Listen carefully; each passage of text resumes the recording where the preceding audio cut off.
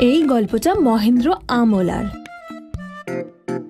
আম নেবেন? আম, তাজা তাজা মিষ্টি আম, আম নিয়ে যান। আম। মহেন্দ্র গ্রামে গ্রামে ঘুরে আম বিক্রি করত, যা দিয়ে ওর সংসার চলত। মহেন্দ্রের পরিবার অনেক ছোট ছিল, যেখানে তার স্ত্রী এবং তার একমাত্র আদরের মেয়ে খুশি ছিল। মহেন্দ্র নিজের ছোট পরিবার নিয়ে খুশিতে এবং আনন্দে ছিল। বাবা, আমরা বড় বাড়িতে কবে যাব? মা, তোমার বড় বাড়ি কেন চাই? কারণ ওটা অনেক বড় হবে, অনেক জিনিসপত্র থাকবে, আর আমরা বড়লোক হয়ে যাব। কিন্তু আমি তো এখনো বড় লোক।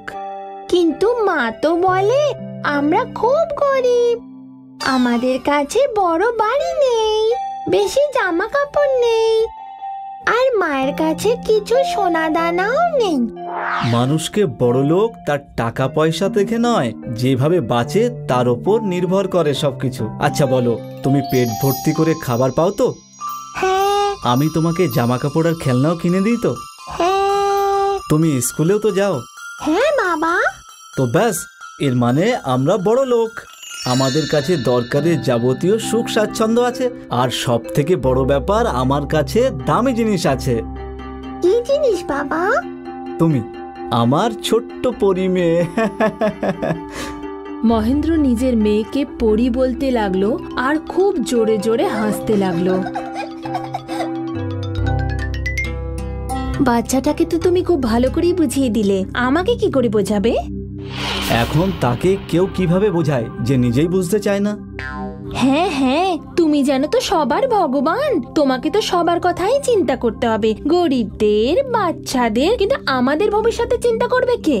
এখন তাদের চিন্তাও যদি আমি করি, তাহলে ভগবান কি করবেন? কিছু জিনিস ওনার উপরেও ছাড়তে হয়, বুঝলে কিনা? আর এত চিন্তা করো না। একটা কথা বুঝে নাও, যদি তুমি ভালো কিছু করো তাহলে তোমার সঙ্গেও ভালো ঘটবে। মহেন্দ্রের কথা মহেন্দ্র স্ত্রীর কাছে অর্থহীন ছিল, কিন্তু মহেন্দ্র তার নিজের ভালো মানুষের ওপরই বিশ্বাস ছিল। মহেন্দ্র এত ভালো ছিল যে না সে আমের বেশি দাম নিত, আর না কোনো খারাপ আম বিক্রি করত। আরে দিদি, ওই আমটা নিও না, ওর রংটা কালো হয়ে গেছে, আর ওটা ভেতর থেকে খারাপ হয়ে গেছে নিশ্চয়ই। ঠিক আছে দাদা। আর তাই জন্যই গ্রামের সকলে তার সততা দেখে তার কাছ থেকে আম কিনত।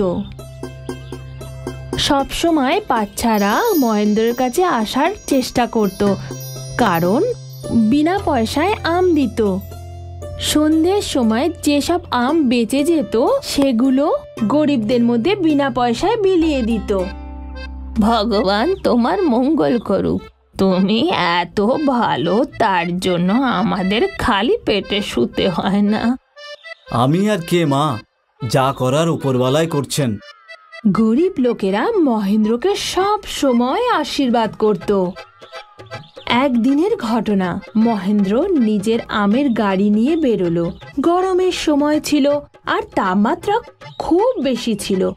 মহেন্দ্র একটা গ্রাম ঘুরে হাঁপিয়ে গিয়েছিল। দিদি, একটু জল পাওয়া যাবে কি? হ্যাঁ হ্যাঁ ভাই, নিশ্চয়ই আনছি। মহেন্দ্র জল খেলো আর কাজের জন্য এগিয়ে গেল। এখন মহেন্দ্রর একটা গ্রাম থেকে আরেকটা গ্রামে যাওয়ার ছিল। মাঝের রাস্তাটা খুবই খারাপ ছিল এবং পাথরে ভর্তি ছিল। মহেন্দ্র গাড়ি ধাক্কা দিতে দিতে অনেকটা হাঁপিয়ে গিয়েছিল। একটা বটগাছ দেখতে পায়। একটা কাজ করি, এই গাছটার নিচে কিছুক্ষণ আরাম করে নিই, তারপর রোদ্দুর কমলে এখান থেকে আবার বেরিয়ে পড়ব। মহেন্দ্র নিজের গাড়িটা নিয়ে ওই গাছের নিচে গেল আর আরাম করতে করতে ঘুমিয়ে পড়ল। কিছু পরে দুটো বদমাশ লোক সেখান দিয়ে যাচ্ছিল।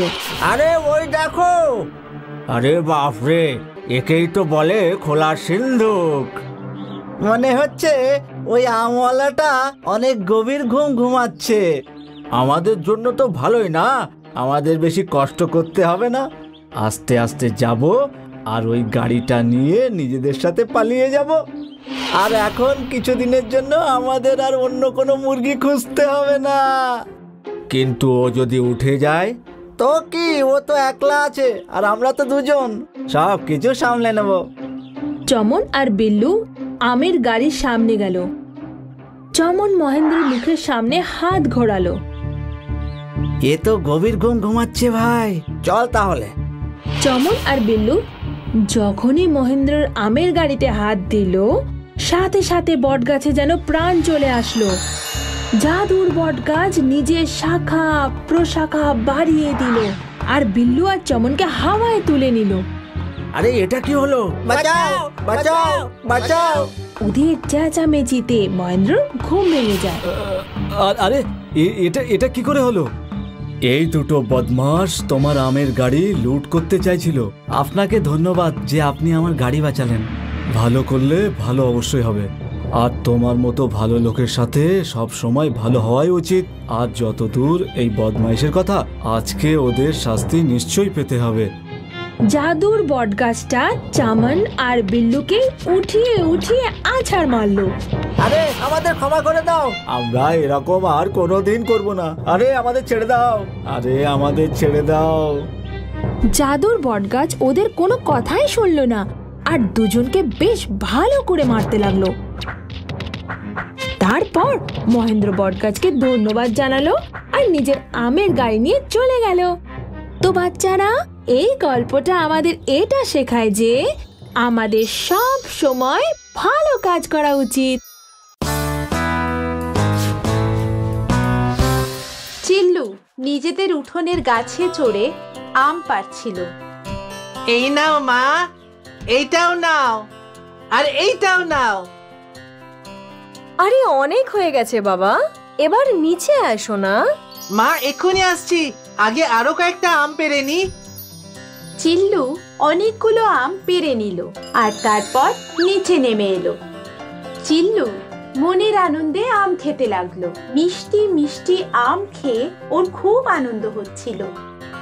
চিল্লু, হ্যাঁ রে, এত আম কি তুই একা একা খাবি নাকি? না মা, এ তো অনেক বেশি আছে, তুমিও নাও না। চিল্লুর মাও আম খেতে শুরু করে দিল আর কিছুক্ষণের মধ্যেই ওদের পেট ভরে গেল। এবার অনেক হয়েছে, আর একটা আমও আমি খেতে পারবো না। হ্যাঁ আমিও, কিন্তু আমরা এবার এই আমগুলো নিয়ে কি করব? কি করা যায় বলতো? তোর বাবাও তো এখন বাড়িতে নেই, নয়তো তোর বাবা এই সব আমগুলো বাজারে নিয়ে গিয়ে বিক্রি করে টাকা নিয়ে আসতো। তার জন্য বাবার কি প্রয়োজন আছে? আমি এই আমগুলো বাজারে বিক্রি করে আসব। তুই এখনো অনেক ছোট, একা একা বাজারে যাবি কি করে? আর জঙ্গলে যদি চোর ডাকাতেরা এসব কিছু নিয়ে নেয় তখন? মা, আমি সমস্ত চোর বদমাশদের মজা দেখিয়ে দেব। চলো, আমি সন্ধে অবধি আমগুলো বিক্রি করে ফিরে আসব, ঠিক আছে?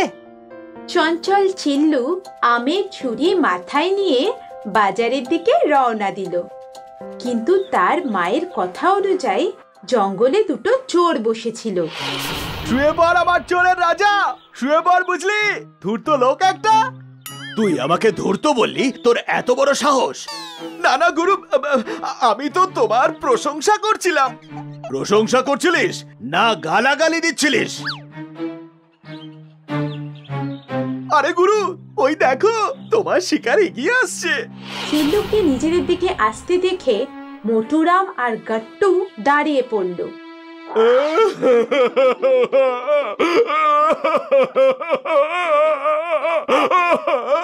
আরে এবার আমি কি করব? আমার বউ বাচ্চা এক সপ্তাহ ধরে না খেয়ে রয়েছে। আরে আমার তো মরে যাওয়া উচিত। আমি তো আমার বউ বাচ্চাকে ভরপেট খাওয়াতেও পারি না। আরে গুরু, তুমি এত চিন্তা করছো কেন? ভগবান তোমাকে সাহায্য করার জন্য কাউকে না কাউকে নিশ্চয়ই পাঠাবেন। আমি কি আপনাদের কোনো সাহায্য করতে পারি?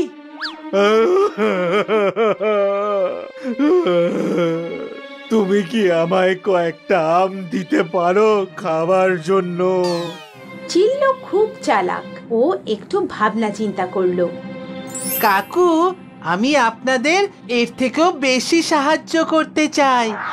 আমি তো আপনাদের আসলে সোনার মুদ্রা দিতে চাই। হ্যাঁ? তোমার কাছে কি সত্যি কি সোনার মুদ্রা আছে? না না, কিন্তু আমি আপনাদের সোনার মুদ্রা পাইয়ে দিতে পারি। সেটা কিভাবে? আমি এই আমগুলো বাজারে নিয়ে যাব, আর এর বদলে আমি সোনার মুদ্রা পাবো, যেগুলো আপনাদের দিয়ে দেব। এই আমগুলোর বদলে তোমাকে সোনার মুদ্রা দেবে কে? চলুন, আমি বলছি, কিন্তু আপনাকে এই আমের ছুরিটা নিজের মাথায় নিয়ে বাজার অবধি যেতে হবে, কারণ আমি তো ছোট বাচ্চা, তাই না? আমি এত ওজন তুলতে পারবো না। যদি আপনি এই ঝুড়িটা তুলে নেন, তাহলে এই সমস্ত সোনার মুদ্রা আপনার। এই কিরে গাট্টু, এই ঝুড়িটা মাথায় নে। কি গুরু, আমি কেন তুলবো? সোনার মুদ্রা তো তুমিই পাবে, তাহলে তুমি তোলো। তুই আমার সাথে তর্ক করছিস? হ্যাঁ, তোর এত বড় সাহস! ছেড়ে দাও গুরু, ছেড়ে দাও আমায়। এই তো তুলছি, আমি নিচ্ছি তো আমি। গাট্টু ছুরিটা মাথায় তুলে নিল আর সবাই মিলে বাজারের দিকে রওনা দিল। বাজারে পৌঁছে তিনজনে মিলে একটা জায়গায় বসে পড়ল। আম আম আম জাদুরাম, আম জাদুরাম জাদুরাম, যে দামেই এগুলো কিনবেন কম মনে হবে। জাদুরাম জাদুরাম, আম নিয়ে যান আম। চিল্লুর কথা একজন পণ্ডিত শুনতে পেলেন। আসুন আসুন মহারাজ, জাদুরাম নিয়ে যান। আরে এই আমের মধ্যে কি এমন জাদু থাকতে পারে? এগুলো তো একেবারে সাধারণ আম। তোমার তো এগুলো আমাকে দান করে দেওয়া উচিত। মহারাজ, যদি আপনাকে আমগুলো দান হিসাবে দিতে পারতাম তাহলে অবশ্যই দিতাম, কিন্তু এই জাদুর আমের একটা রহস্য আছে।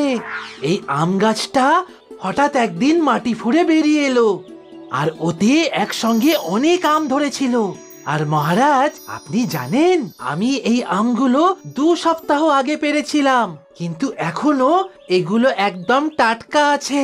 আমি তো এই আমগুলো নিয়ে রাজা মশাইয়ের কাছে গিয়ে ভালো পুরস্কার পেতে চেয়েছিলাম, কিন্তু আমি একটা ছোট বাচ্চা, তাই না? রাজা মশাইয়ের কাছে কি করে যাব? তাই জন্যই এখানে বিক্রি করছি। যদি আমি এই আমগুলোকে কিনে এর বদলে রাজার কাছ থেকে বড় পুরস্কার নিয়ে নি, কত দাম এগুলোর? পুরো ঝুড়িটার দাম 30টা স্বর্ণ মুদ্রা। এ তো দেখছি দামটা খুব বেশি, কিন্তু রাজার পুরস্কার তো অনেক বেশি হবে। ঠিক আছে, দিয়ে দাও। মোটুরাম আর গাট্টু চিল্লুর বুদ্ধি দেখে অবাক হয়ে গেল।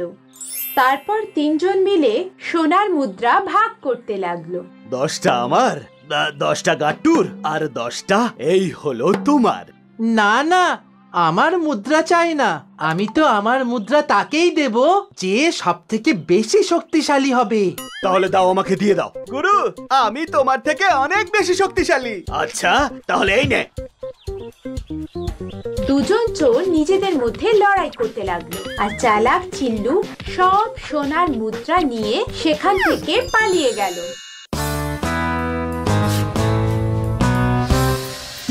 কোনো জঙ্গলে 2টো গাছ ছিল, একটা আম গাছ আর অন্যটা ছিল অশ্বত্থ গাছ। আম গাছটা তার স্বভাবের মতোই মিষ্টি আর নরম স্বভাবের ছিল। অন্যদিকে অশ্বত্থ নিজের স্বভাবের মতোই রাগী, অহংকারী আর খিটখিটে ছিল। একদিন ওই জঙ্গলে একটা রানী মৌমাছি তার দলবল নিয়ে থাকতে এলো।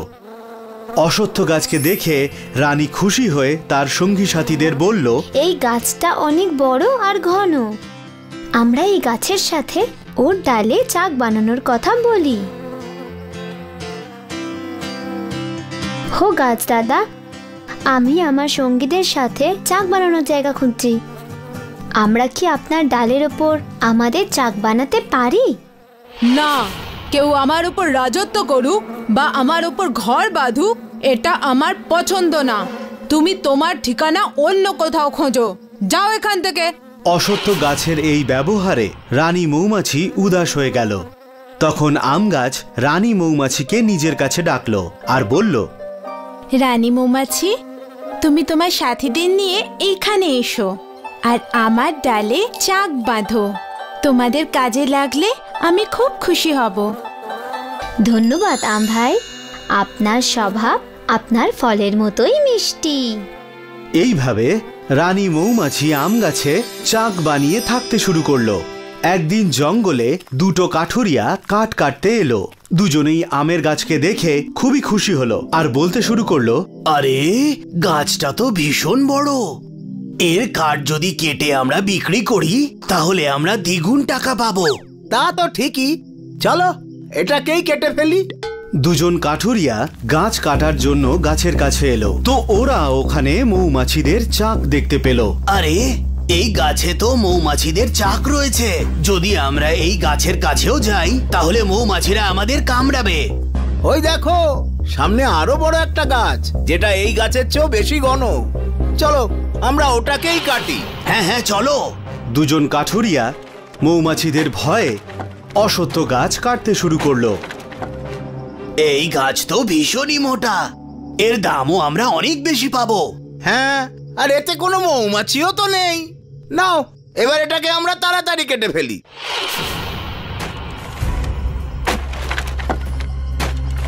রানী মৌমাছি, একটু এদিকে এসো। আমার মনে হয় অশ্বত্থর আমাদের প্রয়োজন আছে, না হলে কাঠুরিয়ারা ওকে কেটে ফেলবে। হ্যাঁ ভাই, তুমি ঠিক বলছো। আরে এই মৌমাছিগুলো এদিকে কি করে এলো? আরে বাঁচাও, আরে এখান থেকে পালাও। রানী মৌমাছি, আমি তোমায় থাকার জায়গা দিইনি, কিন্তু তুমি তাও আমায় সাহায্য করলে। আমি কি করে তোমাকে ধন্যবাদ জানাবো? ধন্যবাদ আমাদের নয়, আম গাছকে করো। আম গাছই তোমাকে সাহায্য করার জন্য আমাদের বলেছিল। অশ্বত্থ গাছ আম গাছকে ধন্যবাদ জানায়।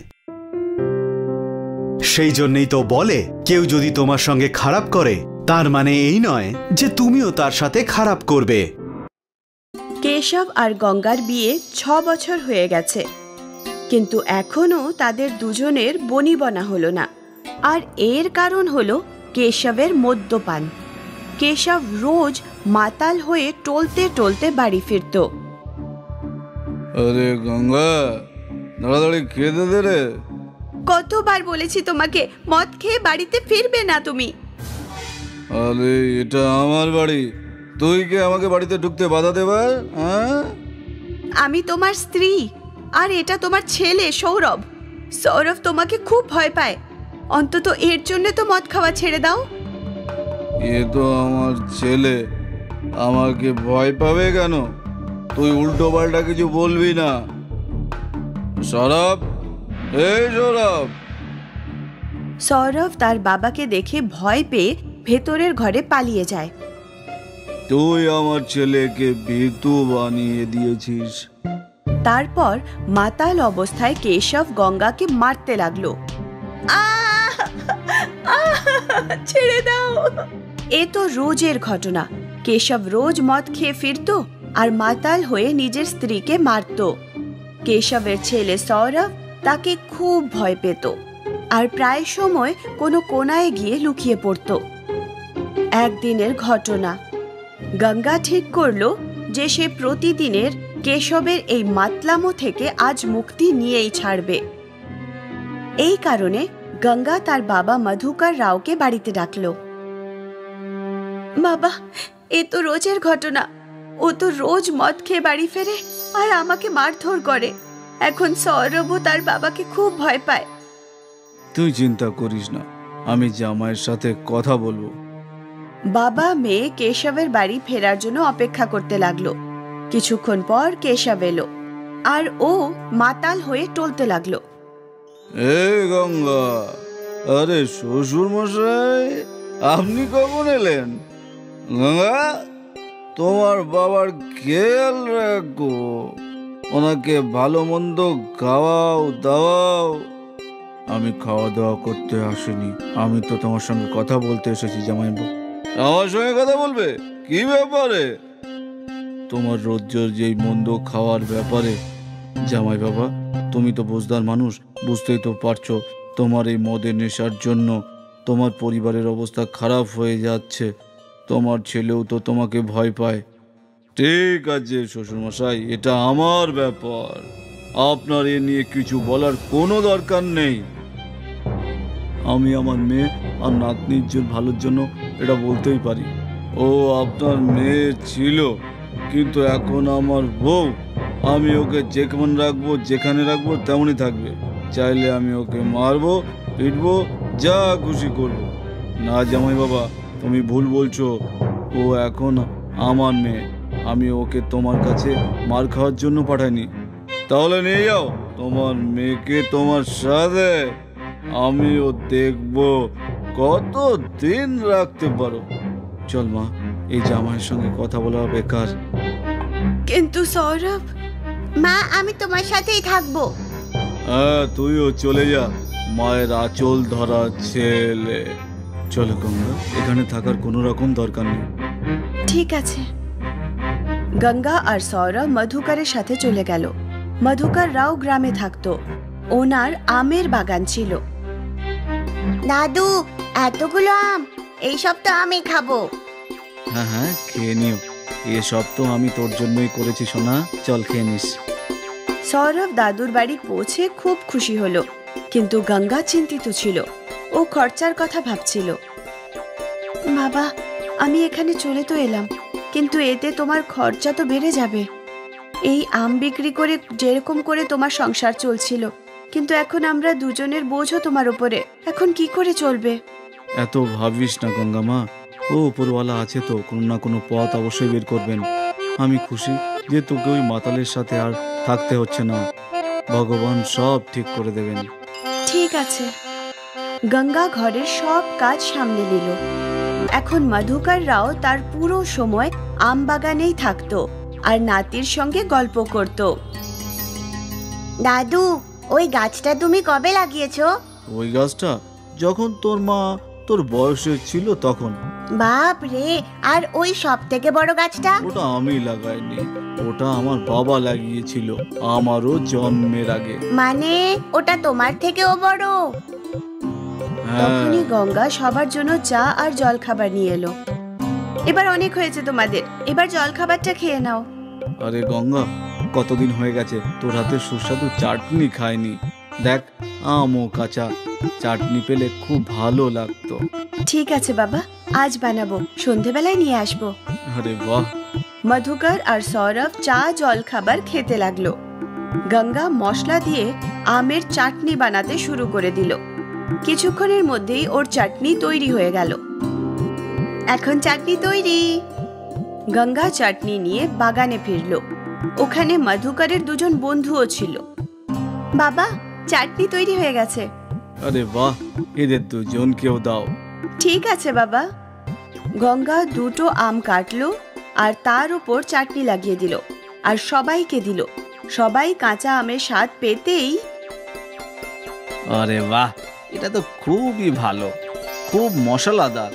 আমি বলেছিলাম না যে আমার গঙ্গা খুব ভালো কাঁচা আমের চাটনি বানায়। হ্যাঁ ভাই, যদি এই কাঁচা আমের চাটনি বানানো শুরু করে দেয় তাহলে সব আম শেষ হয়ে যাবে। সব লোকেরা এটা খুব ভালোবাসবে। হ্যাঁ হ্যাঁ, একদম। এই কথা শুনে গঙ্গা চিন্তা করতে লাগলো।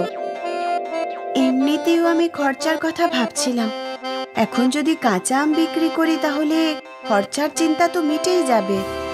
কি হলো গঙ্গা? বাবা, আমি ভাবছিলাম যে কাকা যেমন বললেন কাঁচা আমের ব্যবসা খুলে নি, অন্তত কিছু রোজগার তো হবে। ওর আইডিয়া তো মন্দ নয়, আমিও তোর সাথেই থাকবো। আর পরের দিন থেকেই গঙ্গা বাজারে কাঁচা আমের ঠেলা লাগালো। ওর ঠেলায় কাঁচা আম দেখে, এই কাঁচা আমগুলো কত করে? 15 টাকা প্লেট। আমাকে 1 প্লেট দাও। গঙ্গা ওই মহিলাকে 1 প্লেট কাঁচা আম দিল আর 15 টাকা নিয়ে নিল। বাহ, এত সুস্বাদু কাঁচা আম আমি আগে কখনো খাইনি। এরপর সমস্ত খরিদ্দাররা গঙ্গার কাঁচা আমের সুখ্যাতি করতে লাগলো। প্রথম দিনই গঙ্গার কাঁচা আম বিখ্যাত হয়ে গেল। বিকেলের মধ্যেই সব আম শেষ হয়ে গেল। গঙ্গা নিজের ঠেলা বন্ধ করলো আর তার প্রথম রোজগারে সে খুব খুশি হয়ে গেল। ও আনন্দে ঘরে ফিরল। কি রকম ছিল আজকের দিনটা? খুব ভালো বাবা, সব লোকেদের আমার কাঁচা আম খুব ভালো লেগেছে। কত লোকেরা আমার সুখ্যাতি করলো, আর তার উপর এই দেখো আজকের রোজগার। বাহ, আমি জানতাম তুই পারবি। আজ সব আম শেষ হয়ে গেছে বাবা। আমি আরো কাঁচা আম পেড়ে রেখেছি, কিন্তু যদি এরকম চলতে থাকে তাহলে আমাদের কাঁচা আম বাইরে থেকে কিনতে হবে। হ্যাঁ, ভগবান করুক তোর নতুন ব্যবসা যেন খুব ভালো চলে। ধন্যবাদ বাবা। আমার সৌরভ কোথায়? ও খেলাধুলা করে হাঁপিয়ে গিয়েছিল, আমি ওকে খাবার খাইয়ে শুইয়ে দিয়েছি। বাবা, তুমি না থাকলে আমাদের কি হতো বলো? আমি আমার মেয়ের সাথে কেন থাকবো না বল মা? তুই তো আমার সোনা মা, তুই তো আমার পরী, তুই নিজেকে কখনো বোঝা ভাবিস না। গঙ্গা তার বাবাকে জড়িয়ে ধরল আর শুরু হয়ে গেল আত্মনির্ভর অভিযান। গঙ্গা রোজ কাঁচা আম বিক্রি করত আর ওর বাবা ওকে সাহায্য করত আর সৌরভকেও সামলাতো। আর গঙ্গার তার মাতাল স্বামীর কোনো প্রয়োজন ছিল না। ঠিকই বলেছিলেন মধুকর রাও, মেয়েরা বোঝা হয় না।